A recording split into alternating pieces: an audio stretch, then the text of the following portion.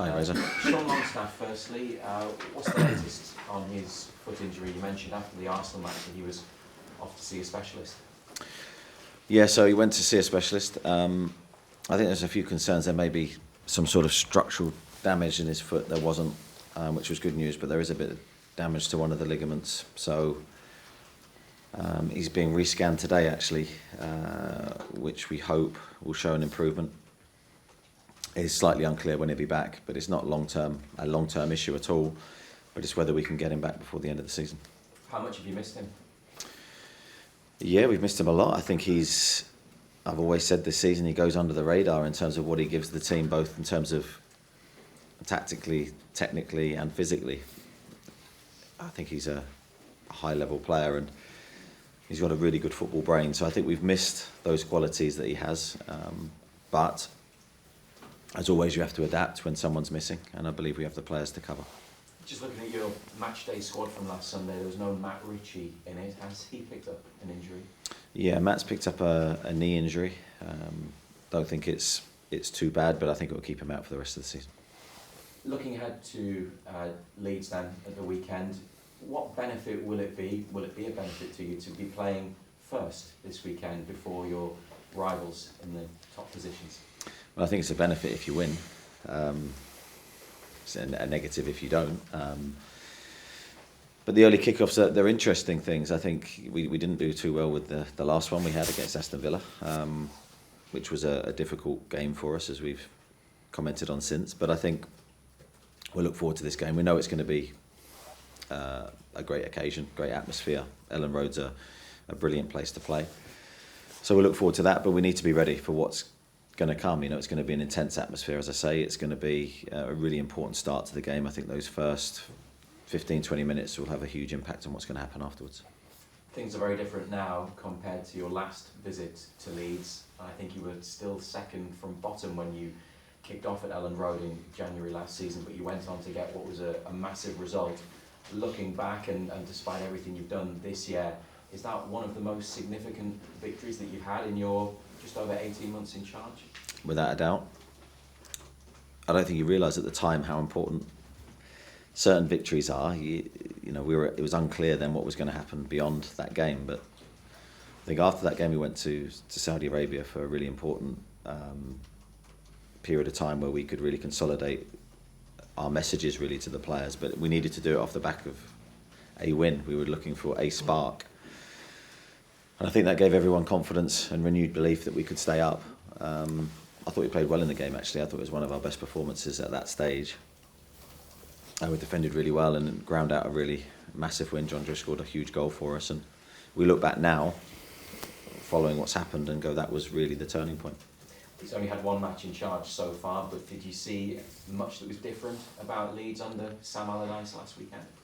I think we saw enough to say that that's going to be what Sam's going to give the team. So clear organisation, clear structure, a definite philosophy in and out of possession.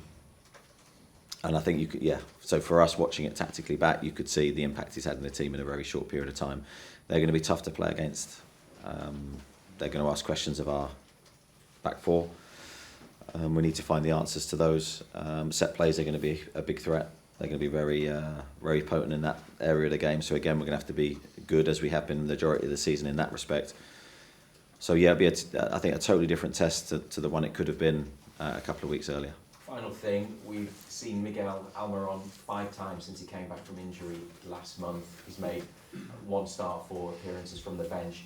How far away is he, would you say, from being back to full fitness? I'd say he's a lot closer now with the games that he's had. Miggy had although it wasn't a big injury, it was enough to keep him out for a period of time, which for a player like Miggy, who bases himself really, his biggest strength is his physical endurance. He needs time to get that sharpness back. I'd say he's pretty much 100% fit now. Thanks, Eddie. Keith? Hi, Eddie. Hi, Keith. Sean Longstaff, you said he potentially might not play again this season. How is he with that news? How's he dealing with it? Because obviously, as you say, he's been an integral part of what you've done this season. Yeah, it's slightly unknown with Sean, so we could see him as early as next week potentially. Right, if he improves really quickly. We might not see him at all, so it's unknown. Thankfully, as I said, there's no serious issue with his injury. It's just time and letting that ligament heal. But no, he's okay. He's a positive guy and always has a positive outlook on any situation. You said on Sunday after the Arsenal defeat, now is the time to be measured, no time for negativity. What has been the message this week? Has it just been more of that? The message is we've analysed the Arsenal game. There was a lot of good. It was very close to being a really good performance, I felt. Just the ability to take our chances really what was missing on the day. Otherwise that could have been a similar performance to Manchester United at home and the other really good games we've had at home in recent weeks. So it's about calmness really and not overreacting to a defeat, but making sure the players are aware how different this game's going to be from other games we've had. I think this would have parallels to the Everton game in terms of a lot of Leeds will have a lot of similar strengths to the Everton game. The crowd potentially will be similar. But the key thing about that game is we got the first goal. We were very good in certain aspects of our defending in that match. So I think that's the game we have to look at and try and mirror that performance really.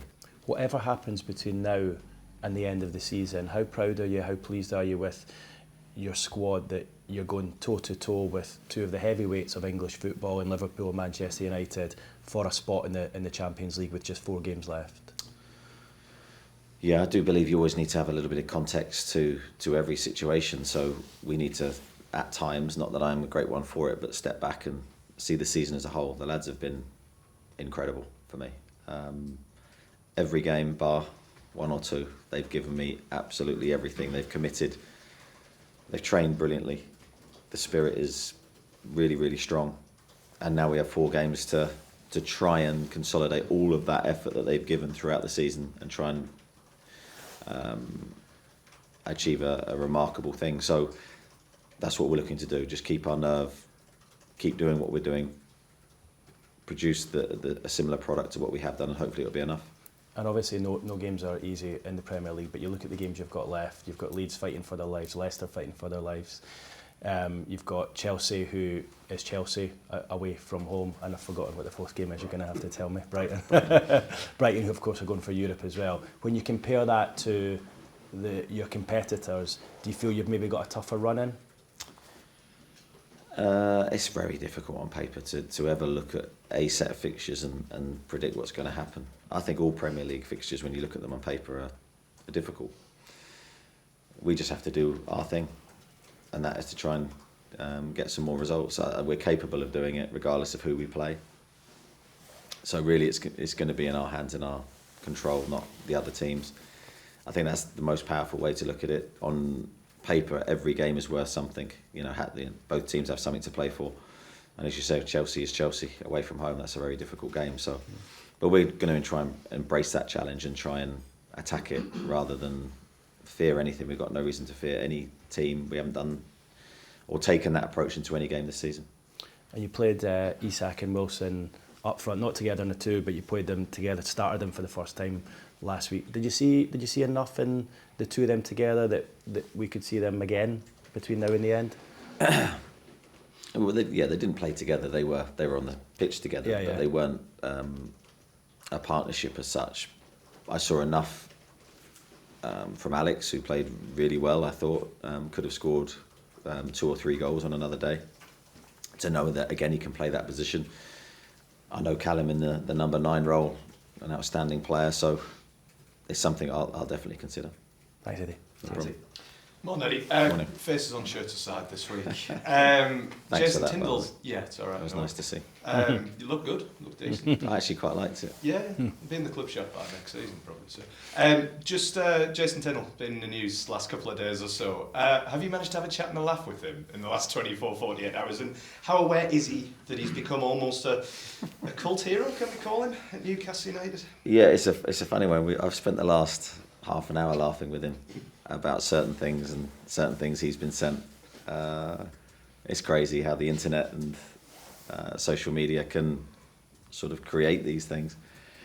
I think I said in a recent interview in America that I think to understand Jason's role is you have to go back to where we started. You have to do that, otherwise you'll think that gives you a little bit of context to the reason he's in those situations. So we started as with no money, with no real facilities, working with a group of players, and it was just the two of us, and we did everything together. So you name it, we did it, and we were a partnership. We'd travel to watch the opposition 5 hours away. We'd go in a car together. So it was really the two of us, and we've sort of never changed that approach throughout our journey together.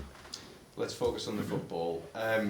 Time wasting, game management has erupted in terms of debate. Simply, are you a little bit sick of hearing about it? Yes, because it's not something we've ever, as a coaching group, focused on. We've got an experienced group of players. At a certain moment, we know we have to manage the game. That's part of football. I don't think that will be any different from any of the 92 clubs involved in the English football. So it's not something we've ever coached.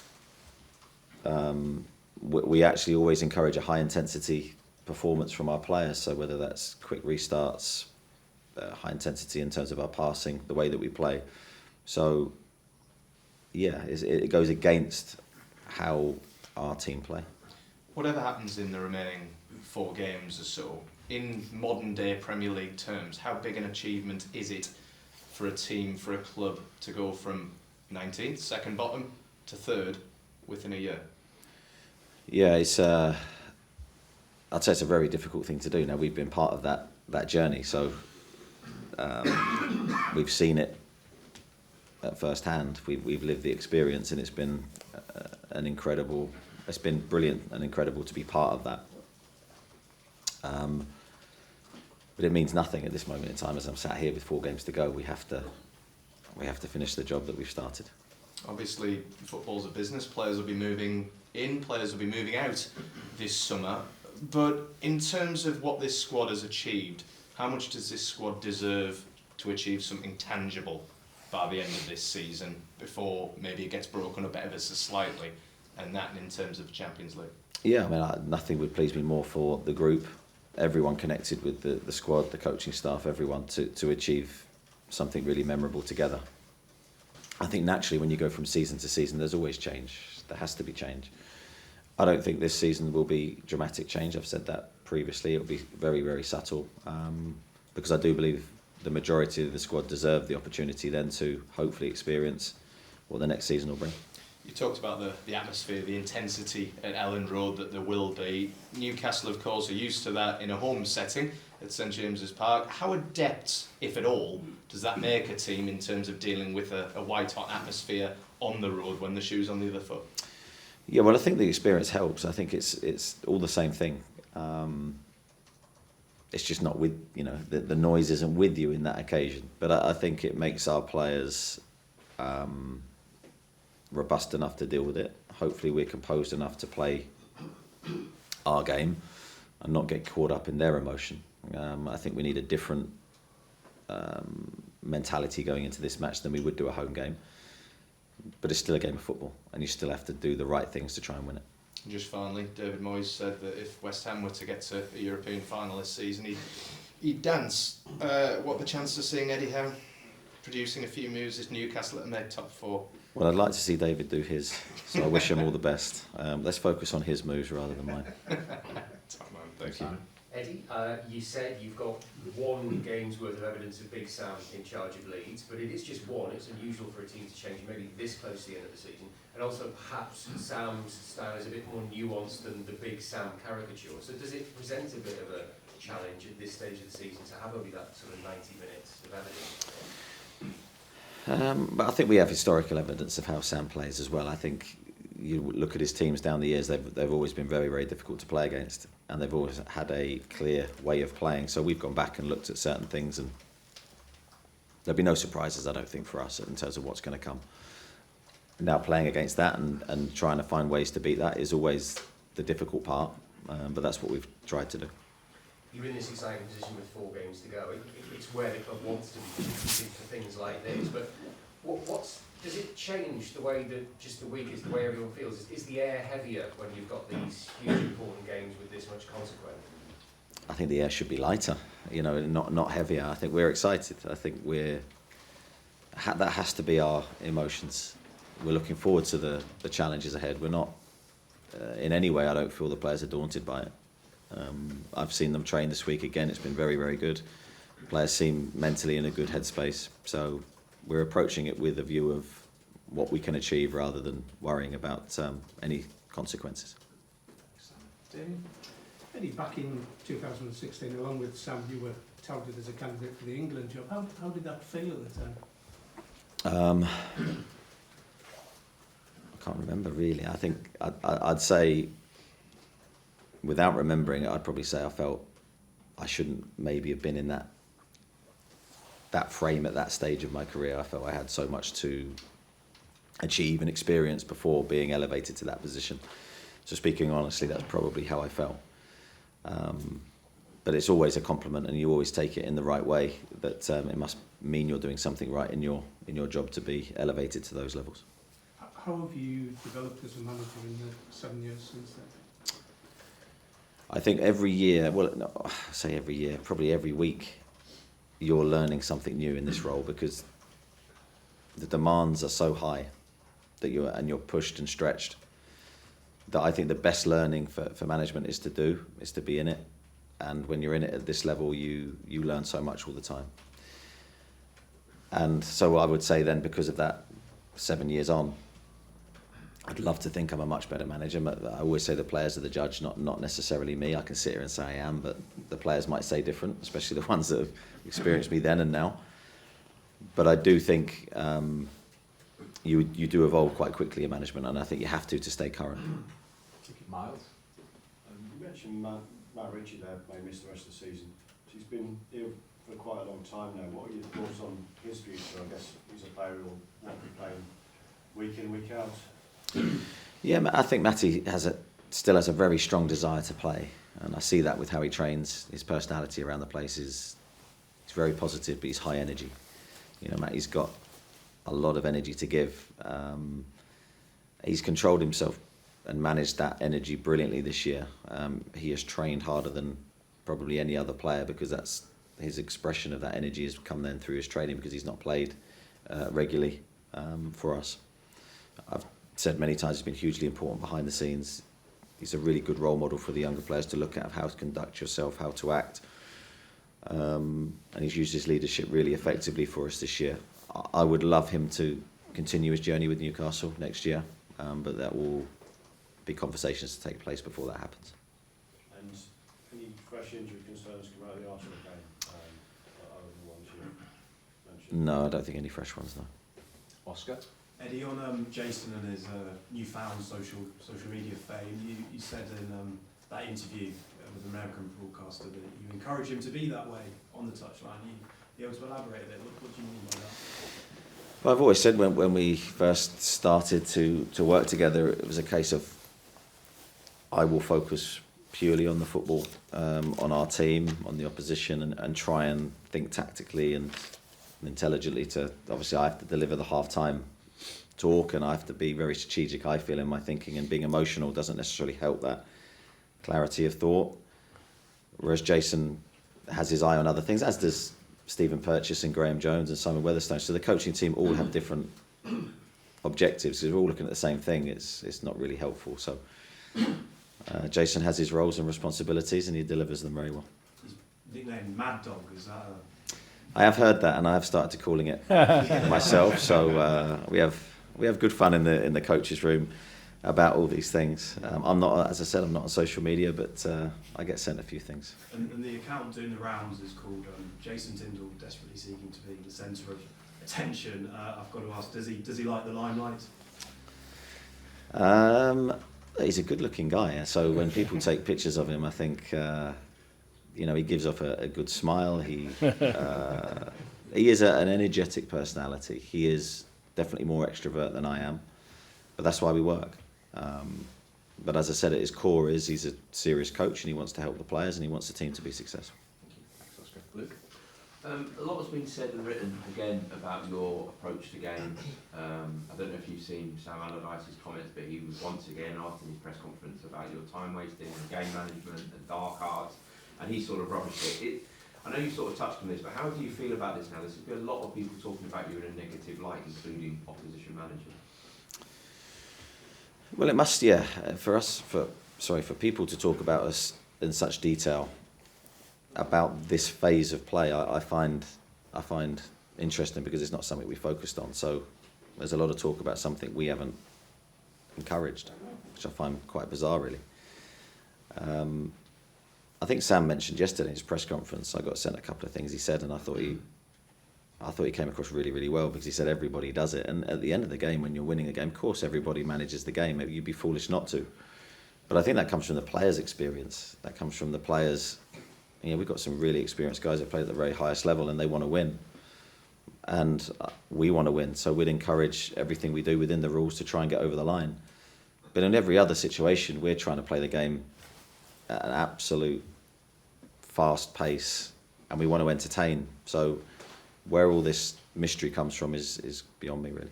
It seems to me as well that when these stats are shown of game in ball in game, whatever it's called, ball in pitch time, I've not really got done that very well, have I? I know what you mean. Yeah, thank you. I think you do. The teams are slowing the game down at St James's Park, and that's never actually factored in to your stats, is it? Yeah, I think those kinds of stats, and I have seen them, are very misleading and not representative of the actual truth. You'd need to dig a lot deeper to actually find out which team in that game.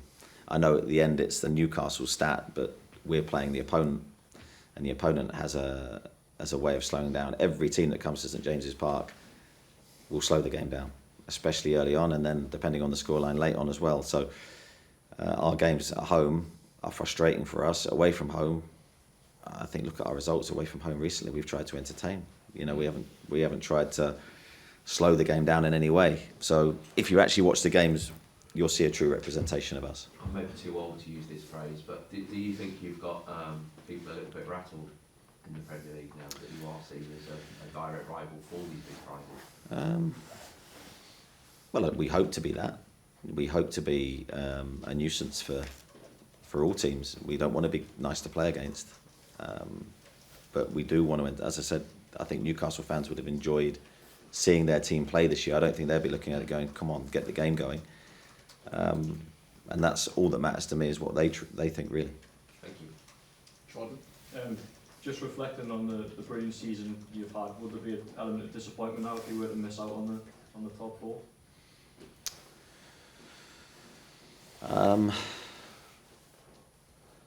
I have to probably say at this moment in time, yes, but I don't really want to focus on that negative. It's a difficult question to answer, because you're trying to take me somewhere that I don't want to be. So we are where we are at the moment. We want to consolidate that. We want to do as well as we can in these last 4 games. And probably better answering that at the end of the season, really. And you are guaranteed sort of European football next season, regardless if you were to miss out on the top 4 again. Just sort of shows what a brilliant season you have had, and you should be proud of that.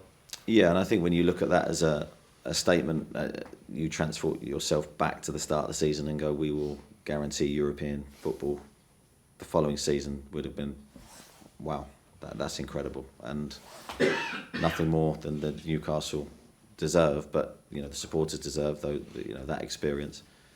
But that in itself would have been an incredible thing to achieve. So we do need to keep it in context, but we have a bigger prize to try and achieve, and we're trying to do that.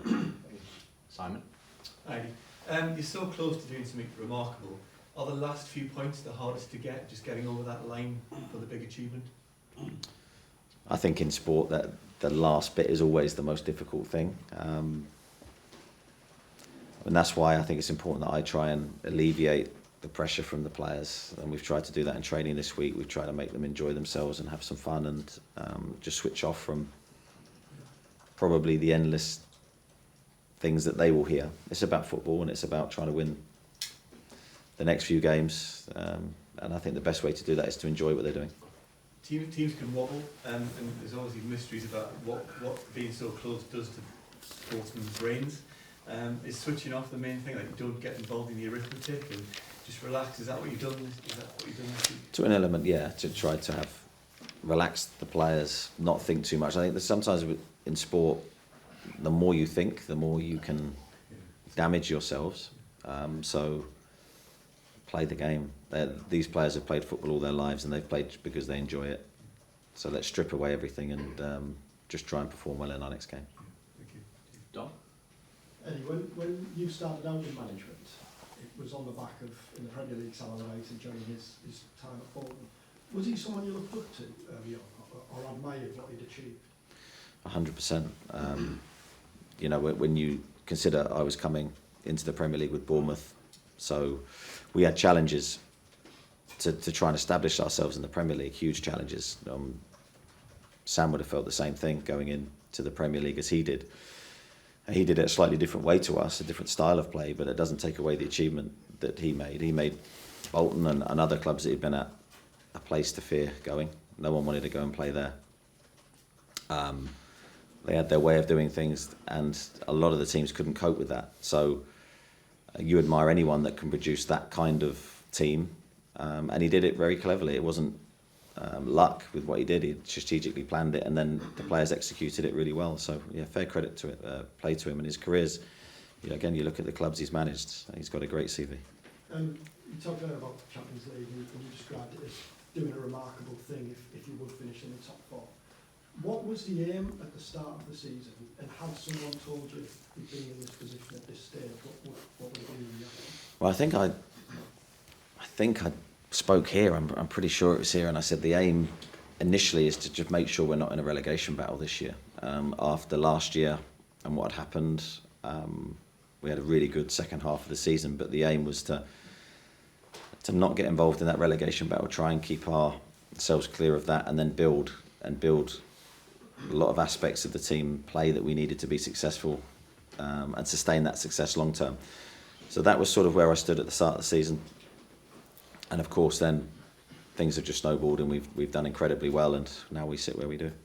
And Kieran Trippier's on our podcast this week that he believes this squad now is capable of playing in the Champions League next season without adding to it. Do you agree with that, or do you think you'd need to strengthen it? I think I already alluded to it earlier, I think every close season you'd love to improve. I think otherwise you stand still. I believe in the group we have here, I believe that we're strong enough and good enough to do amazing things. Whether that's Champions League or not, who knows? But my aim is to try and improve the squad in the summer. Jacob? Bit of a tactical one, Eddie. Yes. Newcastle have taken fewer shots from outside the area than any other team in the league this year, but have scored more goals from outside the area than any team in the league. Kind of what is it about Newcastle's play which has kind of led to that quirk? That's a good question, because I didn't know that. I didn't know that. I'd say we don't necessarily encourage players to shoot from too far out. I think it depends on the player, depends on their strength. So we have a couple of players that you'd want to shoot from range. You'd have a couple that you'd probably go, it's not really your strength. So I think it depends on the individual. I think every time you shoot and you don't score, you've turned the ball over. So there's an element of that. So I think it all depends on the situation. Now, we have a set way of playing, and we work a lot on different things. So within our philosophy, that may be something that maybe brings those numbers down. But the second part of that does show that we have the players that are capable of doing it. So I'm not really answering it at all, but I don't know how to answer it. Graham Potter said last season, but I think he said it could be distracting with fans, kind of cool for players to shoot. And kind of, can you empathise with that to an extent? I think it's distracting for the player. But I think the crowd here have a really good understanding of who can shoot from range and who can't. So I don't think they'd be encouraging certain players to shoot, but maybe some of the others they would. Martin? You mentioned entertaining the fans quite a lot, Eddie. Is that something that's important to you? Definitely. I mean, I don't sit there and go, right, how can I entertain the fan? You know, you sit there and think, how can we win?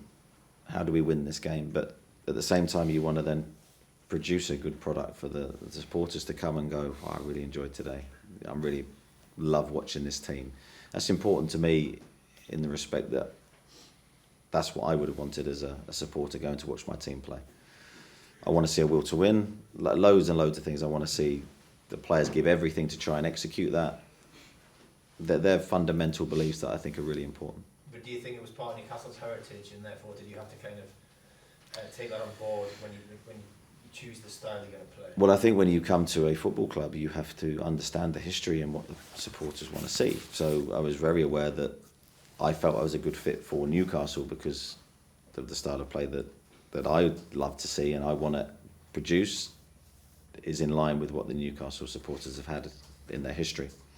So that's why I thought we were potentially a good mix. And what is the style you love to see? Well, entertaining, attacking, looking to score, not possession necessarily for possession's sake.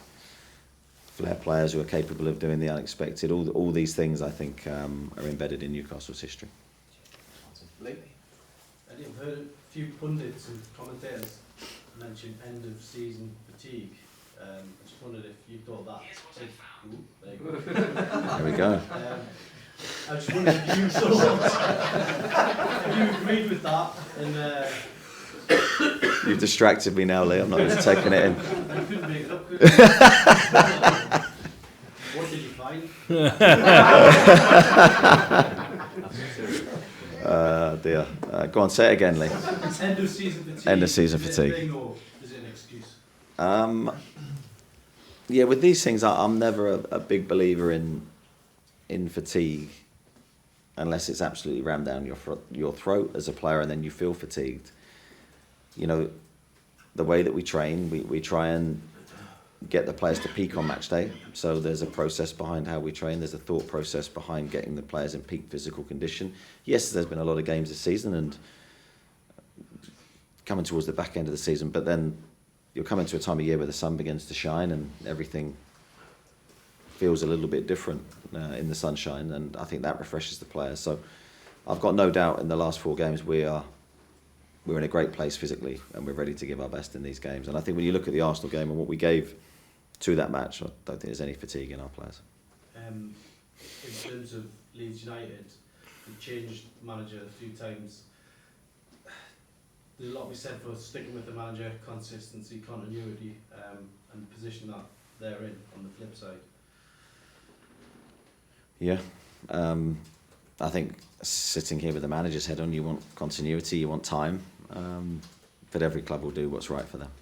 Yeah, and just you mentioned the supporters there, what it's going to be like at Leeds tomorrow. Could be a bit wild. How important are your fans? I know it's an obvious one, you've mentioned before, but how important is it for them not to feel end of season fatigue? Yeah, I don't think there'd be any fatigue in our supporters. One of my memories of last year was how good our supporters were at Leeds. When the goal went in and John Joe went to celebrate with the supporters, that was an incredible moment. And you could hear them throughout the whole game, so I've got no doubt they'll be there again. Thanks, Lee. Jason. Everyone that's had dealings with him has a favourite kind of Big Sam anecdote or story. What's yours? Oof. I do have one, but I can't say what it is. That's amazing. That can you give us an abridged version? I can't, in fairness. But no, to say I really like him and respect him, and yeah, maybe on a one-on-one level, I could let you know what it is. And after you obviously mentioned that he was up there with Peps and Klopps and Artetas, will you be saying where was your name in that list? No, I wouldn't be arrogant enough to push my name into that list.